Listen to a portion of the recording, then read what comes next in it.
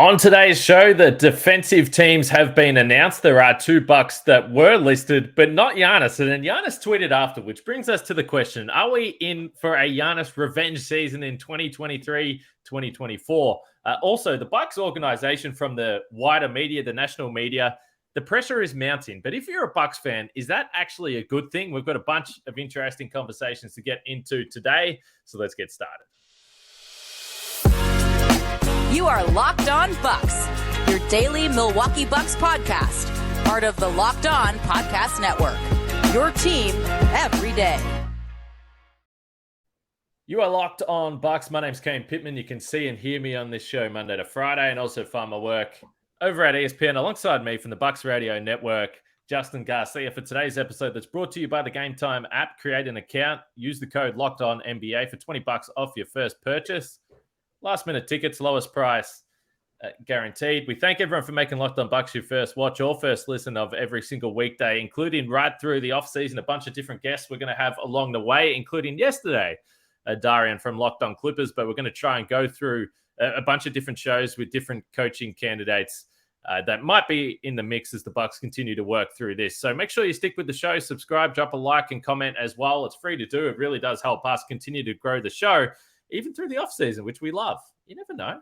People are going to stick around. There's a bit of disappointment, but people are still supporting us in the big way, which we love, because you guys get involved in the conversation, and then that helps us come up with content for the show. Hey, Justin, before we get started today, a big shout out to our man, Frank Maddens, who hasn't podcasted with us this week. And I asked him and I said, Frank, come on, let's get into the financial stuff. He said, look, I'm a little bit busy this week. I said, okay. He actually at first said that I'm just in hospital, which had me a little concerned because I didn't quite twig straight away. But his second child, him and his partner and his young daughter, Tilly, Emma Louise Maddens. And very cute name, by the way, Justin. Yeah, it is. And his anecdote as well, that Tilly was born, I think he said 4 days after Jason Kidd was fired, and now 5 days after Bud is relieved of his duties. But Frank did point out he's not planning on having more kids. So I guess by that math, whoever the Bucks hire here will be the coach for quite some time. Yes, well, it's going to be interesting to see who the coach is. But congratulations to the Maddens family. That's a beautiful thing today. I'm sure we'll catch up with Frank. And listen, let's face it, we've got no doubt he'll talk about it. So we'll hear about it in the future. But congratulations to those guys. And I've said this before. I've done this podcast for 4 years now. I don't know how much longer I'm going to do it, but I was thinking this morning with Frank's kids, and we've seen Tilly come on the podcast from time to time. In Australian football over here, there is a father-son rule or a father-daughter rule now with the Women's League, that if someone is around a team for 100 games it is in Australian football, then that club has rights to the son or daughter to draft them, which is a really cool rule. Keep families in the club. So maybe there should be a father-daughter podcasting rule for Locked On Bucks as well, because when I do move on from this podcast, we want to keep it at a high level, and I'm going to go out on a limb and suggest that I reckon Frank's daughters can talk. Yeah, and I'm sure she'll have the cap minutia drilled into her as well. So yeah, you'd be leaving it in good hands. All right, let's get to the topics for today's show. So the big news that dropped this morning, the All-NBA defensive first and second team announced, and we're going to lead this into a conversation about Giannis because he tweeted something on social media which kind of got me a little excited, actually. But let's get into the two teams. So the first team, if you're a Bucks fan, it's exciting. Jaren Jackson Jr., who was the Defensive Player of the Year, no-brainer there. Jrue Holiday and Brook Lopez are there. Evan Mobley and Alex Caruso. No Giannis. Interesting. Second team, Derek White, Draymond Green, OG Anunoby, Dylan Brooks, Bam Adebayo. So this breaks a lengthy streak for Giannis not being in the team. So it kind of feels a little weird because you've got two guys that have been excellent defensively for your team in the regular season, but no Giannis was still the first thing that stood out to me, and that was the first thing my eyes were drawn to looking at the teams. Where is Giannis? Yeah, I mean, and look, so you mentioned the first team. It was going to be basically, I know we all kind of salivated over, man, could the Bucks have three all defensive first team players on their team? But you know, it was going to be tough to crack that group given Brook Lopez was one of the finalists. Evan Mobley was one of the finalists. You mentioned Jaren Jackson was the Defensive Player of the Year. So that basically Giannis isn't getting past any of those guys. And this just, it became kind of a numbers crunch, as we've talked about in previous voting for NBA, for all NBA, not defensive or all defense. But that's really what kind of victimized Giannis here, is he had more points than I think Dillon Brooks and Bam Adebayo. It was just a position battle where you're still taking 2 forwards, 2 guards, and a center for the all defense. So Giannis needed to beat out either Draymond Green or OG Anunoby, based on, and I'm curious if you would agree with this, based on everything we had seen this regular season. I don't think you could make a case that Giannis had a better defensive season than Draymond Green.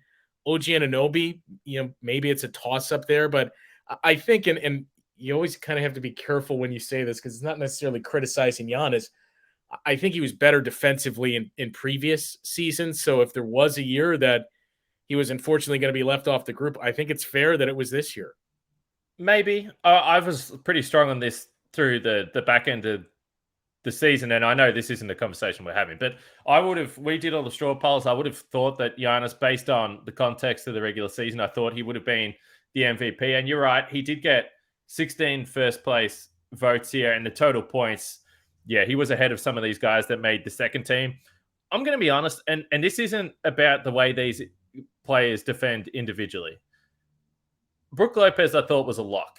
And there's a number of reasons. Again, I thought that he should have got more credit for the durability playing this season when it came to Defensive Player of the Year. He just played 15, 16 more games than Jaren Jackson Jr. I think that should have counted for more. I thought Giannis was more consistent defensively than Jrue. I've said this for a while. I think Jrue Holiday in the regular season, and it's not a knock on Jrue, but I think that you can visibly see him go through the gears defensively. We saw him have some monster performances defensively and win you games in the regular season. So him being there doesn't surprise me, because I do think he's the best guard defender in the whole league. Now, unfortunately, if you're a Bucks fan, you sit there and go, well, we just saw Jimmy Butler destroy him. But look, it's not the first time and won't be the last time that Jimmy really Butler's talented destroyed a player in the playoffs. Yeah, and not even Jimmy Butler, just like elite offensive players. So that doesn't diminish what I think of Jrue Holiday as a defender. But I thought if you asked me to pick 2 out of 3, it would have been Brook and Giannis here. And I don't. It's really difficult from afar to make a comparison between him and Draymond or him and OG. But yeah, I was very surprised that he didn't get in one of these 2 teams, because it feels like the Jrue Holiday. Like, how many people are sitting there and watching Jrue Holiday night to night in the regular season for the Bucks? So sometimes when you see these voting, I know a lot of the voters obviously do their work. Like, I'm not saying that they don't, but I was even more surprised that Giannis just didn't get votes, because he's Giannis. You look at the stats, and the tracking stats are a little bit wonky, but the field goal percentage defended was elite again. Overall, the Bucks were good defensively with Giannis on the floor. There wasn't that much discrepancy between Jrue and Brook. So, yeah, I thought he still had enough big moments through the season where he could or should have been in a defensive team. Yeah, I think the challenge was always going to be first team just wasn't going to happen with the 3 finalists for Defensive Player of the Year, all absorbing those 2 forwards and center position. So second team, I think, OG Anunoby and Giannis, even if Giannis had a down year defensively, I mean, that's a wash. And usually you like to give this for track record. That goes into account for this. My big takeaway, and it's not, gripes here, but my big thing is we made the shift for all NBA and defense, especially when we talk about positionless basketball. Defense, more than anything, is where that exists, where you have to be able to match up and defend multiple positions. So it seems extremely archaic to go with center, 2 forwards, and 2 guards for all defensive teams. So I wonder if this is maybe the last year that we see that iteration of this, and maybe you shift more towards just 5 players who are the 10 best defensive players in the league, since we've moved away from, well, every team has a center. And think about how many guys, like Jaren Jackson and even Anthony Davis, as we've seen in the series against the Lakers, that you're just matching up with multiple positions defensively more so off than you are offensively. So I think that's something that's long overdue. And if that was in place, then Giannis would at least be on the second team. Yeah, you can easily make the case that you think that he should have got more points, but the facts are 9th most points when it came to the first team and second team votes, and he doesn't make 2 teams of 5. So work that out, particularly when Giannis, we've seen him defend all types of different players through the season as well. So is it fair to really label him? Yes, he spends most of his time at the forward position, but it's 2023. Come on.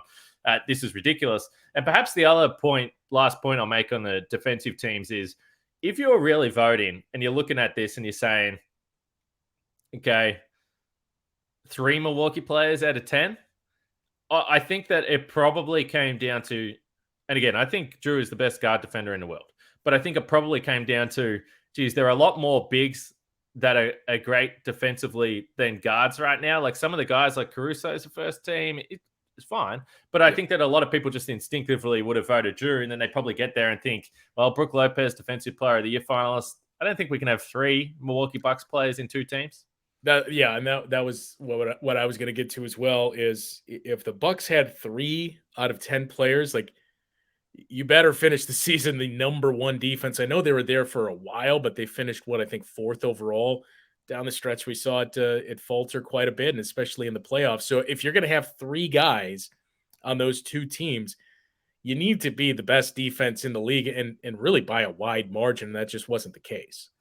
Look, we can be greedy, and I am definitely going to be greedy. So I think there should have been $3 there. But a 5th all-defensive selection for Jrue Holiday, 3 first teams, 2 seconds now.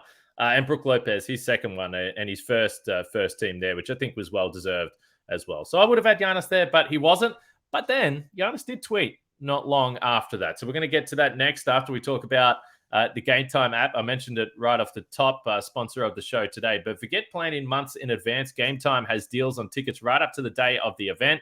Get exclusive flash deals on tickets for football, basketball, baseball, concerts, comedy, theater, and more. The Game Time guarantee means you will always get the best price. If you find tickets in the same section and row for less, Game Time will credit you 110% of the difference. Snag tickets without the stress with Game Time. Download the Game Time app, create an account, use the code LOCKEDONNBA for $20 off your first purchase. Terms apply.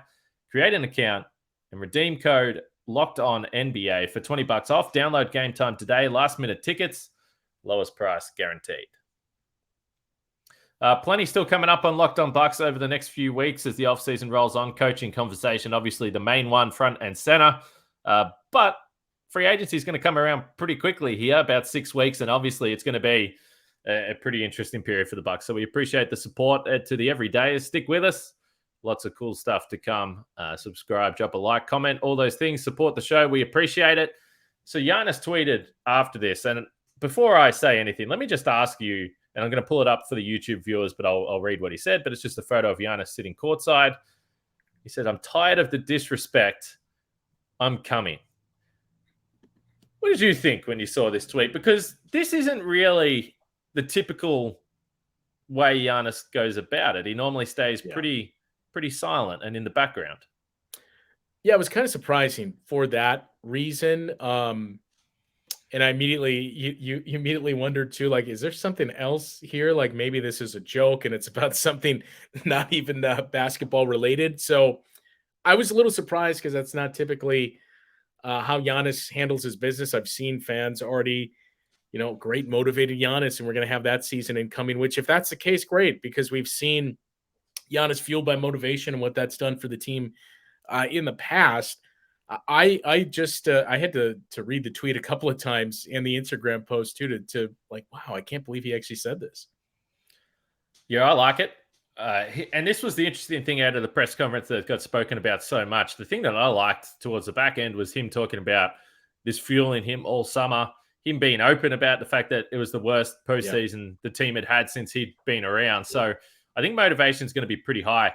And if you think back to the last time the Bucks flamed out in the postseason, it was in the bubble. Now, we've learned a little bit more about perhaps where Giannis was at that point of time.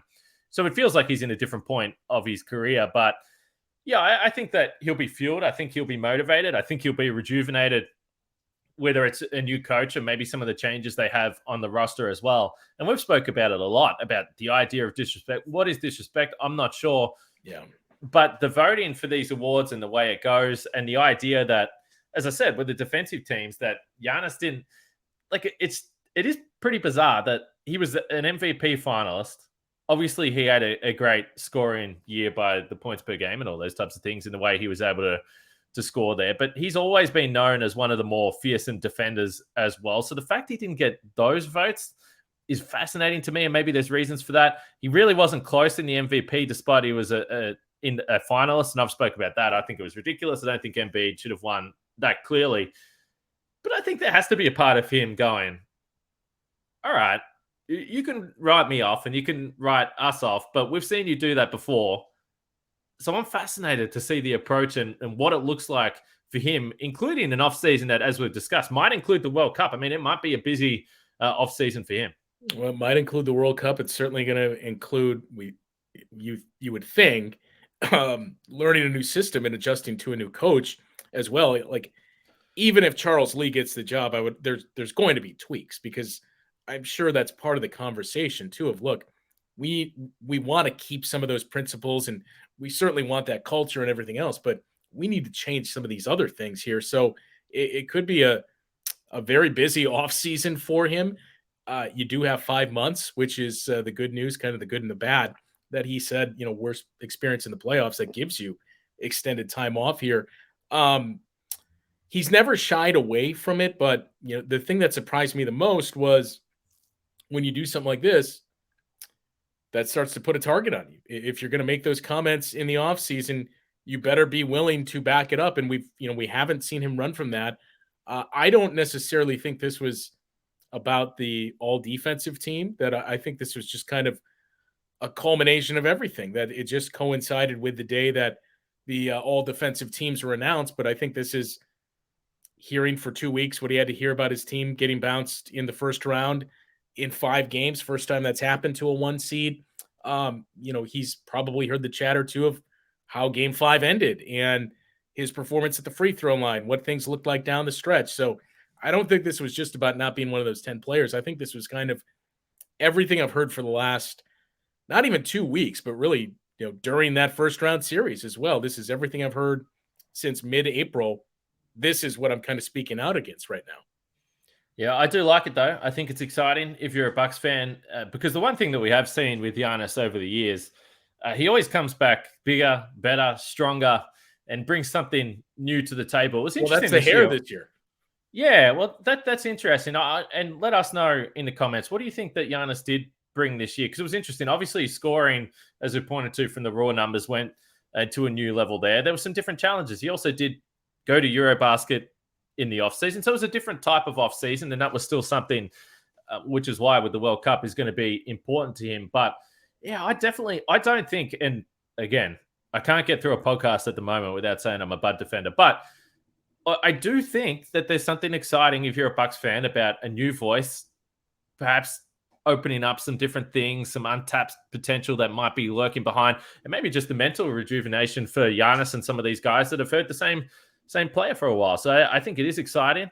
And yeah, maybe that does put some pressure on Giannis if he comes out and says that so early. But what I would argue is that if you're Giannis, there is always a level of pressure on you. I'm not sure that it can ramp up that much. We understand that the organization, people are going to talk about the organization as a whole. We've seen some conversation about the contract for Giannis, where the Bucks are at as a franchise. So I want to ask you about that next, because I'm curious whether you think that's actually a good thing if you're on the outside looking at what the Bucks are going to do the next few years. So we'll get to that next. There has been a lot of conversation about where the Bucks are at. And we've had it on this show as well.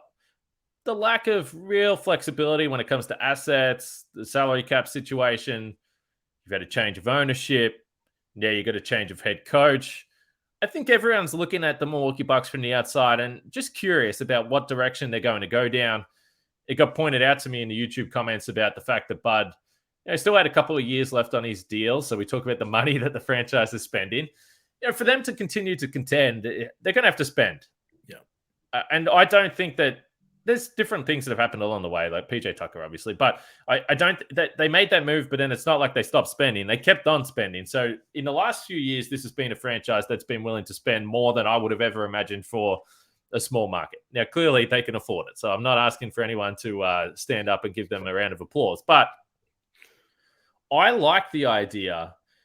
And I think I look at it differently. When I see the media conversation, now the conversation gets a bit tired about the contract for Giannis and will he leave Milwaukee? And I understand why people are sensitive to it.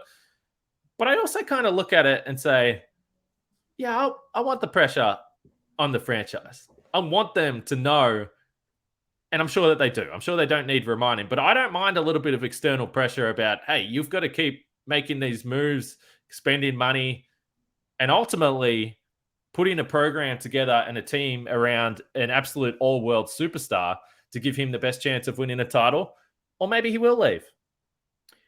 Yeah, I don't mind that so much. I mean, complacency can kind of lead to that, where you just get stagnant, and that's when you would look to, well, do we have a problem here that, Giannis may recognize I have a better chance of winning or continuing to win elsewhere if that were the case. So I'm kind of aligned with you on that thought. I will say too, I'm not insinuating that Brian Windhorst is just making things up and running with it, because I did see some Bucks fans point that out. That's not the case. Brian Windhorst obviously has some very top-notch intel, and he's not just going to throw something out there for the sake of throwing it out there. The only thing I would say is when he mentioned the ownership change and, well, they saw the storm clouds brewing.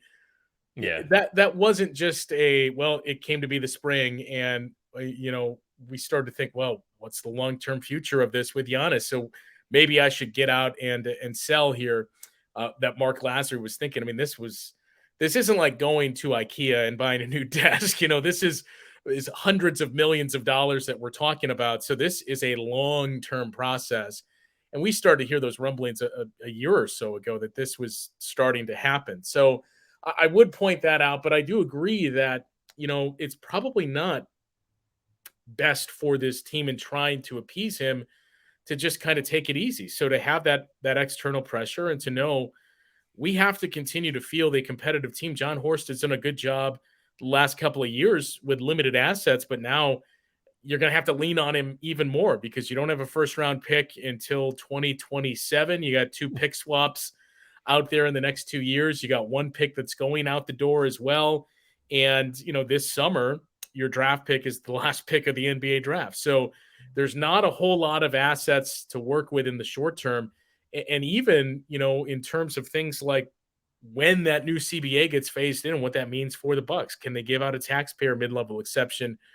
And how are they going to have to reshape this roster? To me, that just puts even more importance on who this next head coach is and his fit with Giannis and the rest of the group as well, because the reality is your best chance at keeping this success and getting better, which is what you need to do, is going to be with a new coach that puts in some new principles, especially offensively, helps you out there and just leads to player improvement.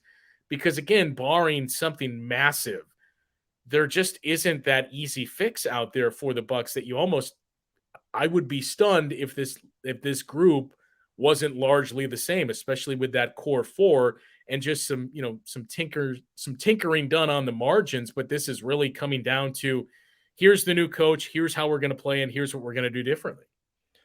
Yep. And the last point that I would like to make also is, because I think some people have suggested this as well, and I think they're exactly right. There has been zero indication over the course of the career of Giannis in Milwaukee that he's the type of guy that's just going to cut and run and get frustrated. Like, we've seen nothing to suggest that's going to be the case. And really, it wouldn't surprise me in the slightest if Giannis is still playing in Milwaukee in 6, 7, 8 years and is a one-team player. That wouldn't surprise me at all. But I think it would just be naive to sit back comfortably and think that that's just automatically the case. So, hey, appease this man, get the job done, keep spending money, put a winner on the court, and I think it'll be fine. That's the exact word I was going to use is, we've seen nothing from Giannis to suggest that. It does very much seem like Giannis is much different from the rest of the superstars, and he kind of likes the community that he has here. He obviously has still some very, very strong feelings about the franchise. I know some big pieces are gone, specifically John Hammond, that were very instrumental in getting him acclimated to the U.S. and getting his family over here as well. But that does mean something, and we've seen Giannis is a little bit different That being said, I'm not naive to think, well, he's a small town guy and he loves it here, so he's never going to leave. Like, you do need to give him the incentive to stay. So I think, to your point, it's not a bad thing. It's not terrible to have that pressure on you to, hey, we got to stay competitive. Yep, I don't mind the pressure as long as I can admit that, yeah, the contract conversation is going to get a little nauseating and boring pretty quickly, I would assume. So I understand the frustration from the fans. All right, let us know about everything that we chatted about on tonight's show. The defensive teams, were you surprised? Are you angry? Were you not happy about the way the voting went? Is Giannis disrespected? And then just the idea about the pressure on the franchise. Do you like it? What should the Bucks do? Let us know all your thoughts and feelings about all the things going on around this franchise, because it is fascinating, no doubt about that. I'm going to go watch the second half of Phoenix and Denver, Justin. This game is getting very interesting. And by the way, for our predictions, you've got one that's looking pretty good. I've got one. We asked about Lakers Warriors. I said I think Lakers can win. They're 3-1 up. Not saying the series is over, but I like the Lakers. They're winning. You liked Philly over Boston, and I didn't like that. Yeah. Philly go in, beat Boston in Boston. It's fascinating.